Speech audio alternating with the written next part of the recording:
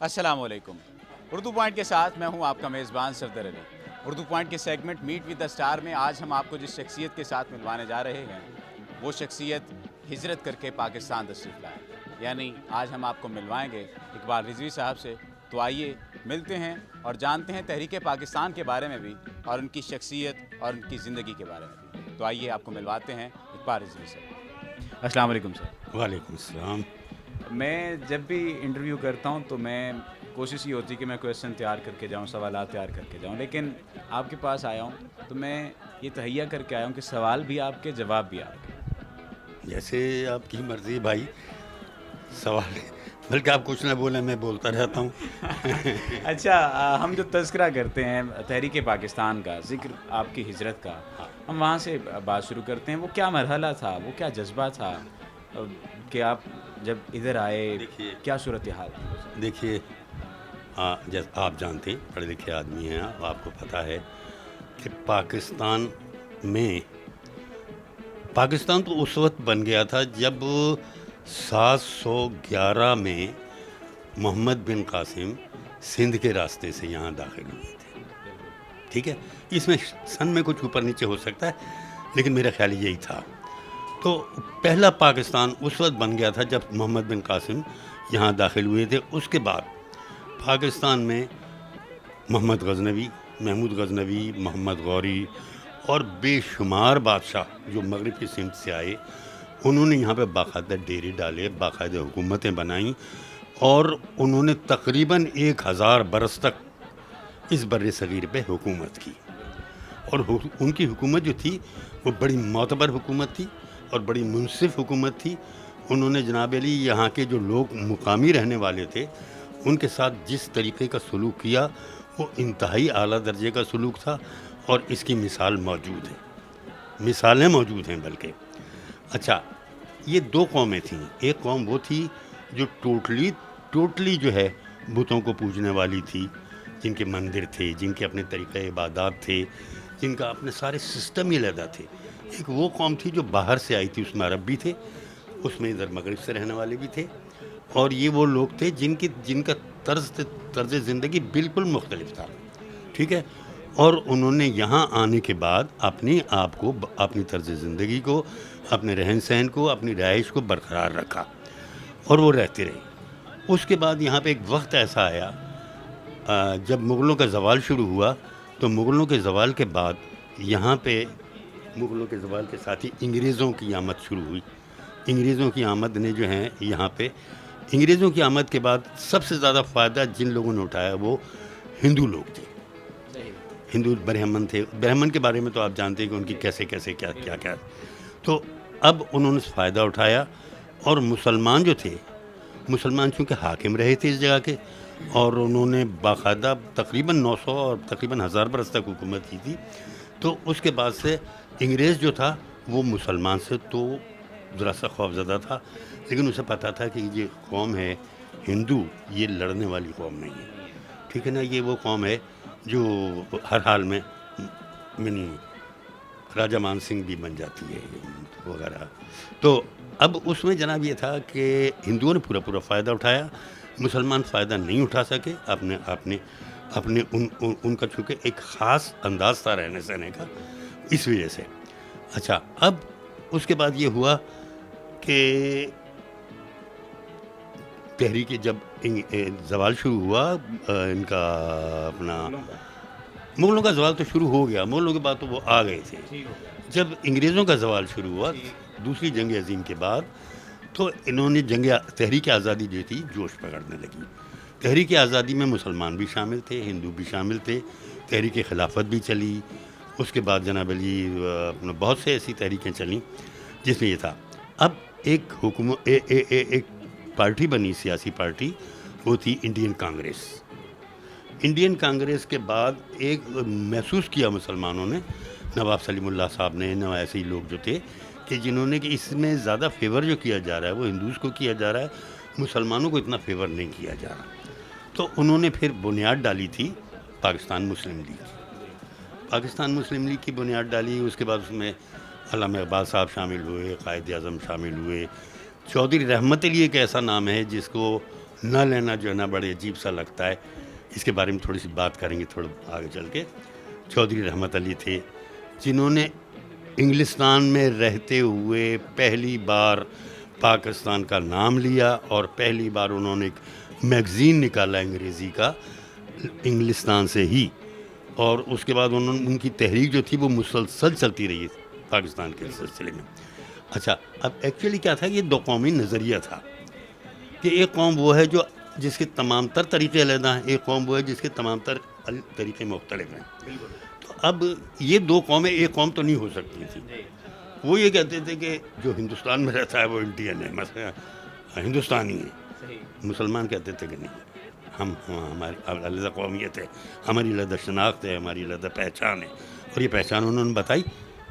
सही, ये तो बिल्कुल आपकी बात सही कि ये तो सारा सिलसिला है, ये तारीख की किताबें भी हैं, सारी बातें। असल में जो मैं जानना चाह रहा हूँ, जो मैं आपसे मुतल्लिक जानना चाह रहा हूँ, आपका तजुर्बा जानना चाह रहा हूँ। 34 में आपकी पैदाइश है, 13 साल बाद पाकिस्तान बनता है, सने शऊर में ही पाकिस्तान में आप हिजरत करके आते हैं। वो क्या तजुर्बा था, लुटे पुटे जो आप महाजिर, ये सारा सिलसिला ये जो है ना। एक्चुअली जिस वक्त ये तहरीक पाकिस्तान बना तो मैं 13 साल का था, ज़ाहिर 1934 में पैदा हुआ, 1947 में पाकिस्तान बना, 13 साल का था मैं। और पता नहीं मेरे ख़मीर में कुछ शामिल थी ये बात या क्या था। जिस वक्त ये इलेक्शन हो रहे थे ना पाकिस्तान के, और उसके पाकिस्तान के सिलसिले के जो इलेक्शन हो रहे थे, उसमें मैंने पता नहीं कहाँ से एक बांस ख़रीदा था, और बांस खासा लंबा था, वो इतना लंबा था कि मैं 13 साल का उसे उठा नहीं सकता था सही तरीके से। उस पर मैंने एक झंडा लगाया था। सही, उस झंडे को लेके मैं अपने अलीगढ़ शहर से, और मेरा जो गांव था वो 20 मील दूर था, लारी की छत पे बैठ के मैं जाया करता था। क्या बात, समझे। और जाके वहाँ जो इलेक्शन हो रहे थे उसमें मैं नारे लगाता था, लेके रहेंगे पाकिस्तान और बट के रहेगा है, बन के रहेगा हिंदुस्तान। ये जज्बा हुब्बुल वतनी है कि लेके रहेंगे पाकिस्तान। देख लीजिए कि ये वही इकबाल रिजवी हैं कि बस की छत पर बैठकर बांस के ऊपर झंडा इन्होंने लहराया, और आज भी हमारे साथ वही बातें ये कर रहे हैं। अच्छा सर, ये गुफ्तगू का सिलसिला जारी रखें, मैं माजरत चाहता हूं। अच्छा, तो अब इत्तफाक की बात ये है कि वो उस इलाके में जो रईस थे वो कांग्रेस मुसलमान थे, नवाब महमूद अली ख़ान, वो शामिल थे उसके अंदर के कांग्रेस के अंदर, कांग्रेस में थे। तो अब मुस्लिम लीग का कोई ऐसा वहाँ पे हमारे गांव में कोई ज़बरदस्त प्लेटफार्म नहीं था जहाँ वर्कर्स को कोई खाने वाने का इंतज़ाम किया जाए। तो मैं खाना खाने कांग्रेस के वहाँ जाता था। तो नवाब साहब मुझे देखते थे, तुम किसके लड़के हो? मैंने कहा जी मैं हकीम अशफाक हुसैन साहब का लड़का हूँ। कहने लगे भाई तुम जाओ अपने उधर जाओ ना मुस्लिम लीग वालों में, वहाँ जाके खाना खाओ। मैंने कहा खाना तो सर अल्लाह का है, ये हाकिस याद आम आदमी का तो नहीं है। तो खाना मैं वहीं खाता था जाकर। खाना कांग्रेस का खाया, खाना कांग्रेस का खाता था। पाकिस्तान बना तो मैंने अब्बा जी से कहा कि अब्बा जी पाकिस्तान बनना है या यहाँ रहना है। अब्बा जी ने कहा सब बैठ के फैसला कर लो। अच्छा, मेरे ताया चाचा ये वो सारे लोग बैठ गए हम। तो चाचा ने कहा कि मेरा चाचा था बड़ा बहुत नफीस आदमी थे, तो वो कहने लगे कि भाई यहाँ रहेंगे अगर पाकिस्तान में तो हमें हिंदी भी पढ़नी पड़ेगी। समझे, तो हिंदी नहीं पढ़ेंगे। हालांकि हिंदी कोई ऐसी बुरी ज़बान नहीं है, लेकिन नहीं पढ़नी है, ये हमारी अपनी ज़बान है यार, हम वो ज़बानें पढ़ेंगे। खैर तय किया कि चलते हैं। हम ना इंडिया में कोई बड़े आदमी थे, समझे, कि वहाँ हमारी कोई बहुत बड़े बागात थे, ये था उधर, हल्के फुल्के 2-4 मकानात थे, थोड़ी बहुत ही ज़मीन थी, उसी की आमदनी से गुजर बसर होती थी। तो आप यकीन करो कि हमने जिस रात पाकिस्तान रवानगी इख्तियार की है, तो उस रात हमने वो जो ज़रूरी सामान था ना, वो इसमें एक चीज़ मैं ज़रूर कहना चाहूँगा, तो कि मेरी वालदा हयात थी उस वक्त, तो वो कहने लगी कि बेटा ये सिल मैंने लेके ज़रूर जानी है। ये सिल मसाला पीसने की सिल होती है ना, वो लेके ज़रूर जानी है। ऐसी क्या तारीख है उस सिल की? वो बस यही तो बात है यार। एक सिल थी और एक तांबे का इतना बड़ा बर्तन था जिसमें पानी वानी गर्म करके नहाने के लिए इस्तेमाल करते थे। बेटा ये 2 चीज़ें ज़रूर जानी, ये मेरे जहेज़ की। अम्मा मैंने कहा ये चीज़ें ज़रूर जाएंगी। अच्छा भाई वो लेके चले हैं, तो यकीन करो کہ 13 سال کی عمر میں آدمی کے سر پہ سل بلا شبہ وہ کم سے کم بھی ہوگی نا، کم سے کم بھی ہوگی تو 10 کلو کی تو ہوگی میرے خیال سے ایگزیکٹ. جو بھی چیز ہے وہ اچھے بٹا بھی اس کا ساتھ تھا اور وہ تانبے کا برتن بھی تھا، وہ سر پہ رکھا ہوا تھا میرے، اور میری گردن ہلتی رہتی تھی اکثر. لیکن ہم لے آئے بھائی اس کو، پاکستان پہنچا دیا. ہاں پاکستان پہنچی. پاکستان آنے کے بعد لاہور آئے تھے، اور میں داد دیتا ہوں اہل لاہور کی کہ اہل لاہور نے جو آنے والوں کے ساتھ اپنا سلوک رکھا وہ مثالی سلوک تھا. صحیح. بہت یہ جو باتیں مشہور ہیں کہ ظلم کیا، نہیں کوئی ظلم نہیں، کوئی ظلم نہیں، کچھ نہیں. ظلم کیا تھا کرنے والوں نے، ظلم کیا تھا سکھوں نے ہمارے اوپر، صحیح ظلم کیا تھا ہندوؤں نے ہمارے اوپر. میں نے خود اپنی آنکھوں سے 14 سال کی 13.5 یا 14 سال کی عمر میں نے دیکھا. اسٹیشن میں جاتا تھا، اسٹیشن پہ جو ٹرین ادھر سے آتی تھی نا وہاں سے، اس میں مکھیاں بھنک رہی ہوتی تھیں اور لاشیں پڑی ہوئی تھیں. بس اس سے آگے کہنے کی سننے کی گنجائش میرے خیال سے نہیں. اچھا لیکن یہاں کے مسلمانوں نے مکانوں کے تالے توڑ کے گھر دے دیے کہ یہاں آپ ہو جائیں، یہاں آپ ہو جائیں، یہاں آپ ہو جائیں. بڑا اچھا سلوک کیا انہوں نے. اور آپ کو پتا ہے کہ یہ جو ماڈل ٹاؤن ہے نا یہ ٹوٹلی ہندوؤں کا تھا. اسی طریقے سے مسلم ٹاؤن مسلمانوں کا تھا، لیکن مسلمان بڑی چھوٹی آبادی تھی مسلم ٹاؤن کی. ماڈل ٹاؤن بہت بڑا تھا. اور ماڈل ٹاؤن اچھا یہ جو آپ کا ہے کرشن نگر یہ بہت بڑی آبادی تھی، اسلام پورہ کے نام سے. ابھی تک اسلام پورہ ہوا نہیں ہے. ہاں کرشن نگر ہی ہے ابھی. تو وہ جناب بڑی اچھی آبادی تھی، یہ بڑی کھلے. اچھا ہوا یہ کہ میرے والد سے ہمارے رشتے دار تھے، انہوں نے کہا کہ چاچا جی جی کرو تو سی کہ ایک درخواست لکھ کے نا اور لے کے چلیں آپ ان کے پاس، کن کے جو الاٹ کریں گے. ہاں الاٹ. تو بابو جی نے درخواست لکھی، عربی فارسی کے وہ ماہر تھے، انہوں نے درخواست لکھی جناب. اس میں درخواست لکھ کے میں بھی ساتھ گیا تھا ان کے. تو اندر گئے تو سلام کر کے درخواست کی میری ہے جناب. میرے زیادہ مکان تو نہیں تھے، مگر اتنے 2 مکان تھے میری وغیرہ. انہوں نے پڑھا ایسا، کہنے لگے بزرگوں ادھر اردو ترجمہ کرا کے لے آؤ. وہ فارسی میں تھی، لکھی ہوئی ایسی تھی جیسے فارسی نہیں ہوتی ٹوٹلی اس زمان میں. تو اس نے کہا ابا جی باہر آئے، یہاں سے سرکے ہوئے تھے تھوڑے سے، تو ہر اچھا آدمی ہوتا ہے. تو باہر آئے، باہر آ کے انہوں نے سے درخواست پھاڑی.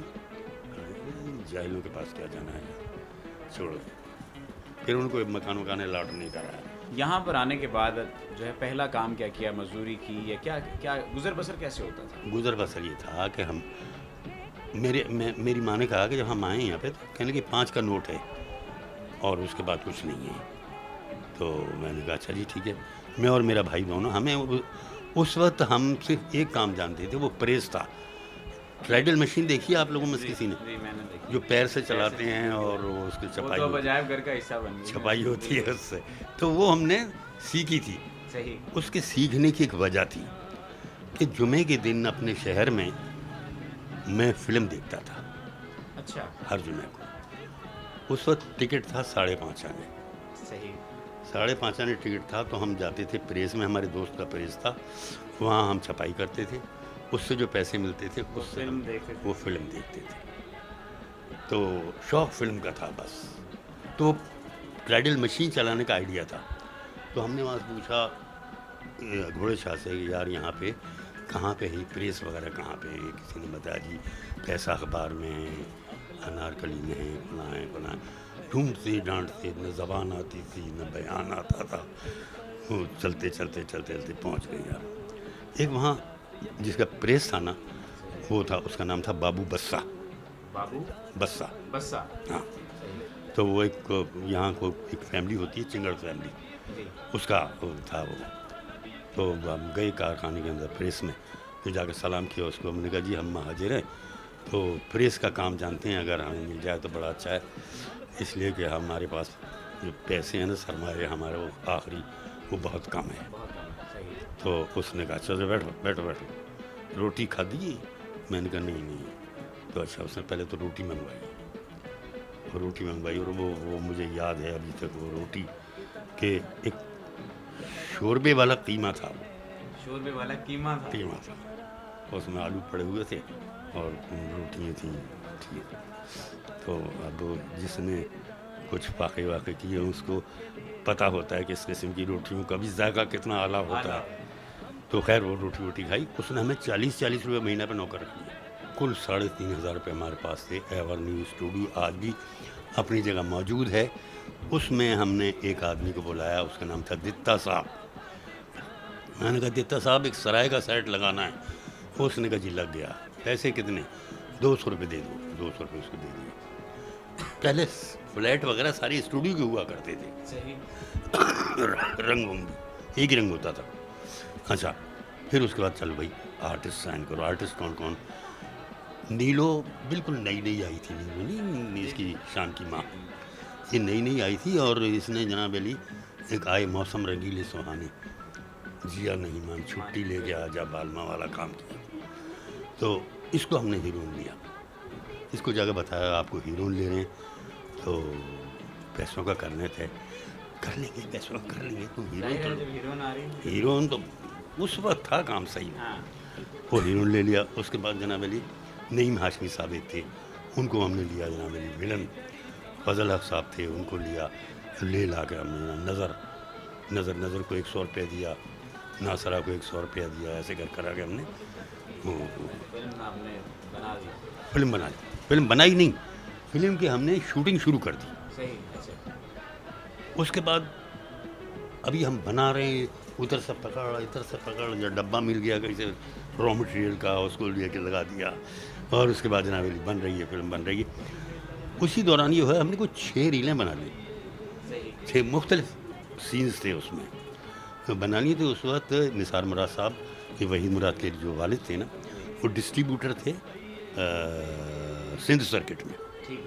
وہ یہاں آئے تو انہوں نے وہ بات کر رہے تھے آغا جی گل سے.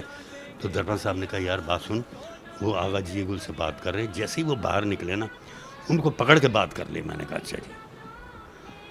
تو میں نے جیسے وہ باہر نکلے, میں نے کہا سر ہم نے ایک فلم بنائی ہے سر, 5-6 ریلیں بن گئی ہیں اس کی, اگر آپ دیکھ لیں. کہ نہیں آج تو میں نہیں دیکھ سکتا, میں کل دیکھ سکتا ہوں. کل سر کتنے بجے دیکھیں گے؟ 6 بجے میں آ جاؤں گا, 6 بجے آ کے دیکھوں گا. پھر دوسرے دن وہ 6 بجے آئے, انہوں نے دیکھی. اب جیسے وہ 6 ریلیں دیکھ رہے تھے, یہ ہمارے منہ جو تھے اسکرین کی طرف تھے, ان کا منہ بھی اسکرین کی طرف تھا, اور ہمارے جو ہارٹ بیٹ تھی نا, وہ ایسا لگتا تھا جیسے اندر سے کوئی زیادہ کام جو ہے تیز ہو رہا ہے.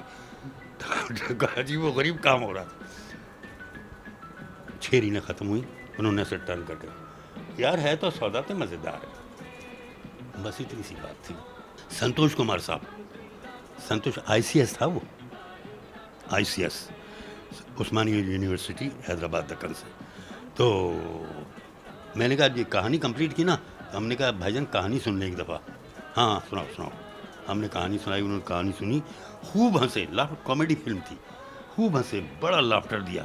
کہنے لگے یار یہ بچوں کا کھیل ہے, اللہ کی قسم بچوں کا کھیل ہے. بہت عجیب و غریب بات لگی تھی یہ. تو لیکن ہم نے کہا ٹھیک ہے. جناب علی پکچر مکمل ہوئی, پکچر ریلیز ہوئی, رتن سنیما میں پکچر لگی تھی. اس کے بعد جب پکچر کی پہلی ریل چلی ہے نا, اور وہاں سے جہاں سے پبلک نے اپریشیٹ کرنا شروع کیا اس کو, تو یقین کرو ایسا لگتا تھا جیسے دل اندر سے بڑا ہو رہا ہے دل. اچھا, یہ آپ کی پہلی کامیابی. پھر اس کے بعد اور کتنی فلمیں کی؟ میں تو ایک فلم کے بارے میں جانتا ہوں, چیف صاحب کے بارے میں, بس کے بس ملاقات میں چیف صاحب, اور ماہی بے کے بارے میں. ہاں, اسے یہ جو گلفام لکھی درپن صاحب کی, بہت اچھی فلم تھی. اس کے بعد مجھے وحید مراد صاحب نے کہا کہ تم کراچی آ جاؤ, ٹھیک ہے. اور وحید مراد مجھے اس لیے بہت پسند تھا, وہ ٹرپل میں تھا. M A in phonetics, M A in English literature, English in فلاں. تو وہ بندہ پسند تھا مجھے. اور اس کے پاس بکس کے انبار تھے, تو بکس میری کمزوری ہے. تو میں نے کہا چلو یار, میں پھر وہاں ان کے ساتھ میں نے بڑی اچھی پکچریں لکھیں. پروگرام کے آخر میں آپ ہماری نوجوان نسل کو 14 اگست کے حوالے سے یا اگست کے حوالے سے, پاکستان کے حوالے سے کیا پیغام دینا چاہیں گے؟ دیکھیے, یہ دنیا کی سب سے بڑی بات ہے جو کہی جانی چاہیے اور کہتی رہنی چاہیے، لوگوں کو کہتے رہنا چاہیے کہ 14 اگست ایک ایسا یادگار دن ہے کہ 14 اگست ہمیں ایسے ہی نہیں مل گیا، ہمیں کسی نے پھولوں کی تھالی میں رکھ کے نہیں دے دیا، ہم نے اتنی قربانیاں دی ہیں اس کے لیے، اتنی قربانیاں دی ہیں کہ جس کی حد نہیں۔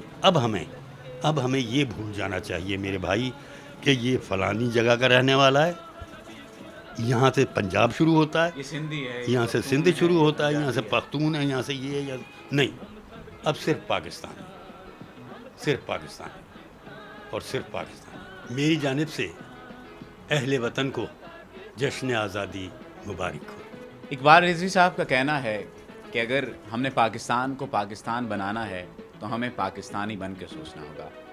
اب کوئی قائد اعظم نہیں آنے والا اور نہ ہی علامہ محمد اقبال۔ ہم اگر پاکستانی بن کے سوچیں گے تو ہم ترقی کر سکیں گے۔ اسی دعا کے ساتھ کہ خدا کرے میری عرض پاک پر اترے وہ فصل گل جس سے اندیشہ زوال نہ ہو، اور خدا کرے میرے ایک بھی ہم وطن کے لیے حیات جرم نہ ہو، زندگی وبال نہ ہو۔ کیمرہ مین منیر حسین کے ساتھ صفدر علی کو اجازت دیجیے۔ دیکھتے رہیے اردو پوائنٹ۔ اللہ نگہباں۔